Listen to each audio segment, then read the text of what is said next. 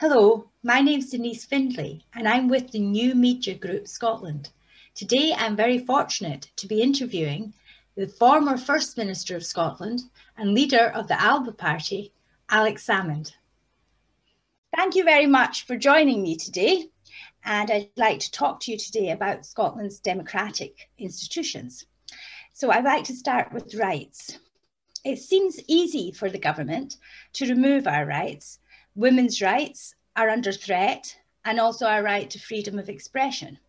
How would your party protect the rights of Scottish citizens?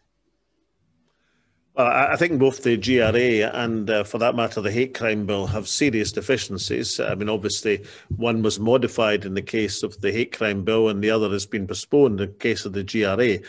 But as an indication of the direction of travel, I think there's rightly concern among many sections of the community, particularly women and particularly a generation of feminists who had to battle and win these rights over a prolonged period of time. Now, ALPA is having, of course, our policy endorsed, which was endorsed last Saturday, announced this coming Friday in terms of women and inequalities. There's a women's conference this Saturday, and I think you'll find that ALPA will be taking a strong stand on these issues. As far as, because rights which are hard won, like sex-based rights, should not be surrendered willy-nilly, and they certainly shouldn't be surrendered without careful appreciation of the full implications of what's happening. Now, we'll put our views forward in a very positive way, a very constructive way, but there'll be determined views, and they'll be coming out this weekend. As far as the hate crime bill is concerned, you have to be assured that what goes into law is not capable of misinterpretation or overinterpretation by the prosecution authorities. And that reassurance certainly hasn't been adequate in my estimation. And they're both examples of legislation or proposed legislation that could have done with a great deal more examination than they received. They certainly shouldn't have been crowded into the last fag end of the parliamentary agenda. And there are the sort of issues which have to be handled, it has to be handled with the sort of care that we decided upon in terms of single-sex marriage. And that was an issue which we discussed over a long period of time. We argued through with the people who didn't believe in it, and we eventually persuaded many people it was the right thing to do. And when we finally got to the stage of legislation, then society was satisfied that people's rights were not being threatened by extending the right of marriage to same-sex couples. So that was the right thing to do, and I'm proud as First Minister I introduced that. But it is an indication of the nature and the style in which you should introduce legislation. And I can't say either in terms of the GRA or in terms of the hate crime bill that the atmosphere in which they were introduced or the consensual attitude was missing, which is important for legislation. But there was also a lack of appreciation that in terms of establishing rights for some people, you shouldn't endanger the rights of other people, particularly when these rights have been very hard won indeed. So ALPA will be making our position clear at the Women's Conference this weekend. It will be a strong position. It will be a polite position, but it'll be a position that's badly needed to be asserted in this debate, particularly on the independent side of this debate. Yeah. So one of the other things is the lack of separation of powers between the head of the prosecution service, who's a member of government. And I think this goes back to pre-devolution. But the problem is it gives a risk that people believe that the prosecution service is not independent and maybe carrying out political prosecutions. Just recently, 2 women in 2 separate incidents were visited by the police for scrawling slogans in chalk on buildings that say women's rights are not hate crime. And I think that this shows the fact that the Crown Prosecution Service isn't independent.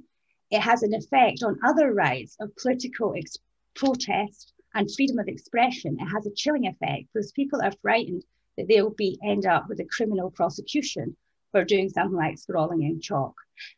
So I would ask you, would you like to see a change in the role of the Crown Prosecution Service to be independent of government?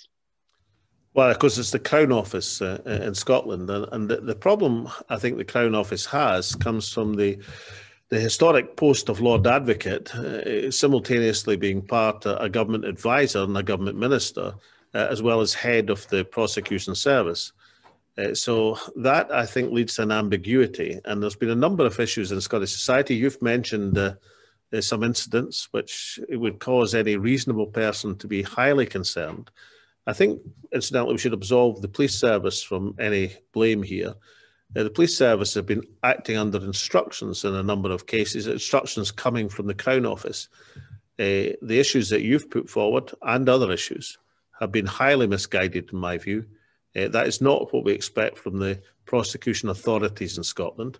And certainly we don't expect the police to be wasting their time trying to find people who've scrawled chalk in buildings in the middle of a global pandemic. I mean, it sounds like an almost unbelievable use or misuse of resources. Not the fault of the police, but the Crown Office has some hard questions to answer at the present moment in Scotland. Questions to answer about the independence of the Crown Office from politics. And that is sourced in the ambiguous position of the Lord Advocate. Now, I made it my business when I was First Minister to separate the law officers from Cabinet. And Eilish Angelini, who was an estimable woman, first-class Lord Advocate, willingly said that she shouldn't sit in Cabinet normally, only when there was advice to be given to the government. That seems to have been reversed in the term of the current Lord Advocate. Well, you know, at the very least, it should be unreversed. And secondly, I think the case is made for the separation of powers for the Lord Advocate to either be the independent head of the prosecution service or alternatively for the Lord Advocate to be the government's legal advisor. But there's two roles there. They don't sit easily together. And when the Crown Office acts in the bizarre manner that they've been acting in a number of cases recently, then it does fuel people's suspicions that it's been vulnerable to politicization. And you cannot have a prosecution service which has any suspicion or hint of politicization within it, that because citizens, whoever they are, have to be equal before the law. And therefore, I think the separation of these roles of the Lord Advocate and the separation of powers between the prosecution service and government advice is an issue which should certainly be considered in the next Parliament and is a change whose time has come. I definitely agree on the separation of powers because I think it is a human right. It's part of human rights to have the separation of powers. And one of the other things that I think is a problem, or seems to be a problem, is that Parliament is not able to hold the executive to account as well as they should be. And we've seen that recently. Do you think Parliament should have better oversight, not just of the executive, but also of the civil service, which is part of the British civil service? Well, yes, I think the civil service should be fully under the control of the Scottish Parliament and people who are working. You can't, no person can serve two masters, and the idea that the civil service is simultaneously serving Whitehall and Edinburgh is not acceptable, and is not, and also gives this kind of remote control. It's nobody's business to make sure that the civil service is operating as it should, particularly in its higher echelons, because Whitehall thinks it's Edinburgh's job and Edinburgh thinks it's Whitehall's job, and nobody ends up doing it. So it should be very clear that the Scottish Government runs the Scottish Civil Service, and that civil service and that government is fully accountable to the Scots Parliament. And in order to ensure parliamentary accountability, then there certainly should be the privileges that are invested in other parliaments, the protection from the laws of contempt as well as the laws of defamation, so that a parliamentary committee doesn't have the difficulty in summoning either people or documents or publishing documents that it chooses to do so. The rights and privileges of a parliament to do that are a part of what independent parliaments have. In the case of the devolved parliament, that was a deficiency in the establishment of the parliament by the Scotland Act, and that deficiency should be rectified as soon as possible. I should say that these things are more than just legislation. People are going to be parliamentarians in the broadest sense. then they have to believe themselves and act to be parliamentarians and act like parliamentarians. They have to take on the responsibility that comes with having these powers. And there has to be an appreciation that parliamentarians have these powers to use them for the benefit of the people. I'm not certain in the Scottish Parliament there's the full awareness of the responsibility that parliamentarians have to advance causes on behalf of the citizen. And the citizen expects their parliamentarians to be able to do this, which is why they elect them. Thank you. I do worry about it being the British civil service, because obviously Boris Johnson, I presume, gets to know everything that's getting discussed in Scotland. Do you think he does? It was Wendy Alexander, incidentally, who, to my memory, first raised this as an issue when she was a minister in Donald Dewar's first administration in the Scottish Parliament. And her ambition was to see the civil service, as she thought, fully devolved. Now, I think for any independent supporter, when there's been a recognition by Wendy Alexander, a Labour minister, and advocated recently by David Davis, a Tory member of the Westminster Parliament. So if we're in a situation where Labour and Tory are advocating more powers for the Scottish Parliament as an essential part of accountability, then any independent supporter should be on their mettle and on their mark, not to be outflanked in powers for the Parliament by representatives of the Labour Party historically, or present representatives of the Tory Party. I mean, that should be the sort of thing that any independent supporter worth their salt should be calling for, because it's part of the panoply of powers that should be held in any sovereign parliament. And so another really vital part of democracy is to have a free press, which is another human right. And our journalists in Scotland, they seem very much part of the government establishment. For example, when a story breaks, they will usually defend the government and they won't investigate the story. They also give quite a lot, seem to take very partisan stances and not really represent the full of opinion in Scotland. Not just the journalists, but also the TV channels as well.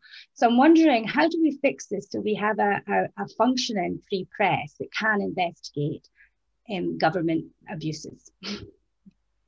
I think there's two issues. One is a resource problem. I mean, most of the mainstream press are so denuded of resources that even if you had people willing to undertake proper investigative journalism, they'd find it very difficult just through the limitation on resources.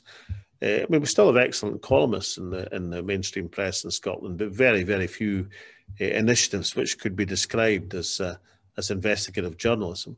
And that's a great regret and a great pity and a great sorrow. But that is the reality. And the mainstream press, I don't see the financial position of the mainstream press improving anytime soon. And various palliatives like getting government handouts, of course, are the very obverse of what a press should be. I mean, a press has to be free and independent to be useful. It can't be dependent on finance in any sense from government. Therefore, that is a real problem. And to a greater extent, we now find that it's in the ranks of the new media that we see serious investigative journalism taking place. Now, people always talk about how there's no restrictions and it's a place without boundaries, and that's true. Of course, the social media, in many instances, is a place which has no boundaries. But it also contains some excellent journalism and some excellent information, and it's a counterbalance to what the mainstream media is not providing these days. Now, I would hope that the galvanisation of the independence debate once again, which Alapa are helping to inject into this campaign, the realisation that Scotland is on the threshold of becoming an independent country, if the urgency is there within the Parliament to push things in that direction, will draw people to the recognition that a free press is necessary for an independent country to function properly. A free press with the resources we could investigate and hold people to account without fear or favour. We don't have that in Scotland at the present moment, mainly due to lack of resources. We have some excellent journalists, but you wouldn't say that the condition of the mainstream media in Scotland is flourishing. On the contrary, We need to inject more of that to get a better press.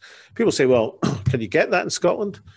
Well, you know, I think if you did a fair comparison between the mainstream media in Scotland with, for example, the mainstream media in the Republic of Ireland, you would find that the Irish papers have much more scope these days for proper news and proper news coverage and proper news analysis. Now, that wasn't the case. If you go back 20 years, the reverse was the case. You say the standard of investigative journalism and, of course, journalism across a range of things was much better in Scotland than it was in Ireland. That position has reversed in the last 20 years. And we should ask ourselves why and make sure and hope that we have a range of media which are able to meet the challenge of being an independent country, because we want to not just have the ability to make decisions, we want to have these decisions properly examined and the people making them properly held to account. So my next question, again on democracy, is about the opposition. So it seems like we suffer in Scotland because our opposition is very weak. Now, I know that is a good thing because they're unionists, but it doesn't really help having a party that's been in government for 14 years without much of an opposition against it, because it makes the party very kind of entitled and doesn't really have to try and doesn't have to listen to people. So I'm wondering, what's your opinion of the state of the opposition parties in Scotland at the moment? Well, pretty weak. There's two aspects to that. It's personnel. I mean, the Liberal Democrats are going nowhere. The Green Party, they should be on the crest of a wave at the present moment. They may well have a chance in this election. My regret about the Green Party is, although they nominally support independence, I don't see independence as being part of their absolute credo of belief. I mean, I watched the First Leaders debate. I thought I'd better since I wanted to be in them, but in the BBC last week, and the lady who was representing the Green Party, I mean, she made some very reasonable contributions, but she didn't, to my hearing at least, mention the word independence once. Not once in the entire debate, despite the fact there were many opportunities. And it did indicate to me that, and you know, that is not a criticism of her in any way, except that it seemed pretty evident that independence wasn't one of her high priorities. If you don't even mention the word in the course of a debate where there was opportunities to do so, that's an indication. So the Green Party are normally in favour of independence, but I don't know how much it's part of their absolute credo. But they should have huge opportunities in terms of the world that we're moving into post-pandemic. The Labour Party have replaced their leader, and Anas Sarwar, certainly he came across best in that leaders' debate, incidentally, of all the party leaders, and he had the highlight. Mind you, the highlight of the debate was 58 minutes in, so I'm not sure how many folk were still watching when he did a very effective put-down of Douglas Ross. The Tory Party look like they've lost their best leader for ages. She's off to the House of Lords, and the replacement from the substitute bench doesn't look like he's going to be able to cut the mustard. Now, these things are more than about personalities, for these things are about how you project yourself in the political environment. If you believe, as I do, that the balance of debate in Scotland is moving towards Scotland becoming an independent country, then the parties, even the unionist parties, should be looking at how they're going to flourish in the future in that format. And I think a thinking person in the Scottish Labour Party would be having half an eye on how the Labour Party can stop being outflanked on the constitutional question. Similarly, in the Scottish Conservative Party, there is a case, of course there's a case, not one that I share, but there's a case for a right-of-centre party advocating independence. You know, I've been a social democratic politician all my days, and I'm not intending to change anytime soon. But there is obviously a case. There's a right-of-centre case for independence. But who makes that case? I mean, I think Murdo Fraser tinkered with it at one time and then swiftly went in the other direction. I can hear independent supporters saying, thank goodness. But nonetheless, there is a case to be made. And for a right-of-centre party to be waving the wrong flag at Scotland really contains Conservative support. And therefore, I don't see that the opposition parties as yet have got their act together in terms of seeing how they provide a path for the future. For Anas Sarwar, it's early days. Maybe he has these things in mind, who knows. But for the other parties, they seem to be pretty heavily stuck in a rut, and I don't think that's going to lead them to challenge the hegemony of the SNP in political representation terms. But the fundamental issue is a non-acceptance of the independence question. If you think Scotland is heading to independence, and I believe it is, then you have to adjust your party to that environment. And the Alapa Party is there to inject urgency into that independence debate and bring about the realisation of independence as quickly as possible. So come to your party now. So you're in two parliaments, Holyrood Parliament and Westminster Parliament. And obviously, first priority is to achieve independence. So we as a movement have been marched up the hill and down again for the last 6 years and not really making progress. So it's good that you're back. How are you going to use your power, your MPs in the Scottish Parliament and your power in the Westminster Parliament to achieve independence as quickly as possible for Scotland? Well, I mean, let's take them in turn. I mean, our MPs in the Westminster Parliament are there to settle up for Scotland, not to settle down at Westminster. And Neil and Kenny McCaskill, the reason they're standing for the Scottish Parliament is an indication of their wish and their priority along these lines. As far as the Scots Parliament is concerned, well, let's see how many MSPs the people decide to send from Alapa. But if they decide to send us with a parliamentary contingent, then that parliamentary contingent will be part of an independent supermajority, and will inject the urgency, the ideas and the platform to make sure that issue is brought to a head, that we proceed. I've said in the first week that in the first week of the Parliament should give an instruction to the government to commence independent negotiations with Westminster. And it should set the tone straight away that independence is not something that can be left to the hereafter. It's something for the here and now. The process has to start to catch the independence tide, which is flowing very strongly at the present moment. And I'm very impatient with people who say, oh, well, we've got to wait till after the pandemic. We've got to do this. We've got to wait for this and wait for that. After the pandemic, we're going to be moving into a new world. Things cannot be, must not be, should not be, will not be the same again.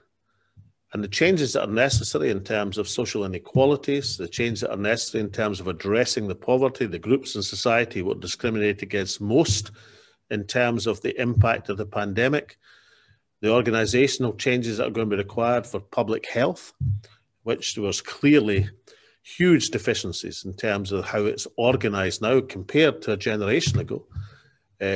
These things are identified, and how we're going to order our society. I mean, the idea we're all going to come blinking into the sunlight, facing an economic catastrophe, and just say, right, it's back to business as usual. I mean, that's ideas for the birds.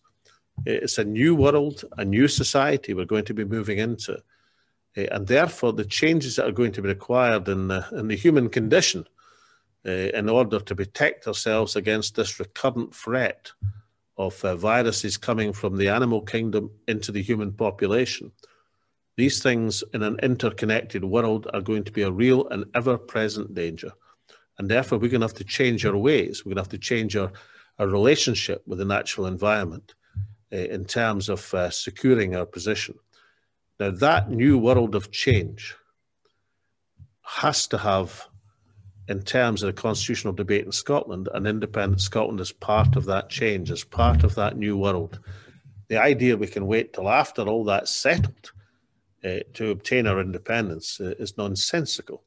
Otherwise, we'll find that the British state takes us back into the old world and we're left stranded, seeking change, which we don't have the power to implement. So my another question for you is about yourself personally. I mean, it must have been an enormous personal sacrifice to come back and lead this party, because you know you could have been looking forward to a nice retirement, doing your racing and things, but you felt the need to come back. And I know, like, lots of us asked you to come back, I mean, I wanted to come back because I didn't see independence moving forward. So can you tell me yourself, like personally, how you feel about getting back into the fray with all the resultant fuss over everything? Well, I'm loving it. I mean, I've not had been able to argue about the case and cause for Scotland. It's not been part of my life for more than 2 years now, and I'm loving getting back into arguing a positive case for Scottish independence. That's what I've tried to do all of my political life, all my adult life, in fact. And therefore, to be able to do it publicly again is a great privilege. My only complaint is I'd like to do it publicly in an STV debate and a BBC debate, which we're going to keep exerting pressure on to see if we can persuade our national broadcaster and the other lot to have fair play for all political parties, which they're not at the present moment. And but getting any platform, this platform included, to put forward my ideas about the future of Scotland and what's best for the Scottish people is a great privilege, and I'm enjoying it enormously. And I'm particularly enjoying being back among people who are great comrades and who are a fantastic bunch of people to lead and for people to enjoy the company of, even if it's online in these days. And if, as I said over the last week, I mean, if I were to express the ALBA Party, as what it is, I would say it's the political embodiment of the best of the Yes campaign from the high summer of 2014. That is where I see the ALBA Party. And if we can get the same growth and the same momentum as the Yes campaign, then we're going to do extremely well in this election as our recognition grows and as we start to identify the issues and the people who believe that independence is the way forward. Well, thank you very much for joining me, and very best of luck with the campaign. Thank you. Denise, that's very kind of you. I should have said, in terms of your last answer, incidentally, that I thought it was a very acute revelation to find out that I back horses occasionally. I mean, when I was the racing correspondent or columnist of the Herald newspaper, and then the Scotsman newspaper, and then the Sun newspaper, I mean, the discovery after all these years of writing all these columns and tipping all these winners and one or two losers as well, that I like backing horses was one of the great revelations of this campaign. It shows that investigative journalism in Scotland is not dead after all. And also, backing horses is not gambling, because you have to study the form. It's an intelligent thing to do. Or in my case, the speed figures. But let's see. In this election, we're having the most reliable canvass of all. Even more reliable than racehorses is the good and sound judgment of the Scottish people. And so the ALBA Party will present themselves to the people, and we're hoping to get that parliamentary representation to move Scotland forward.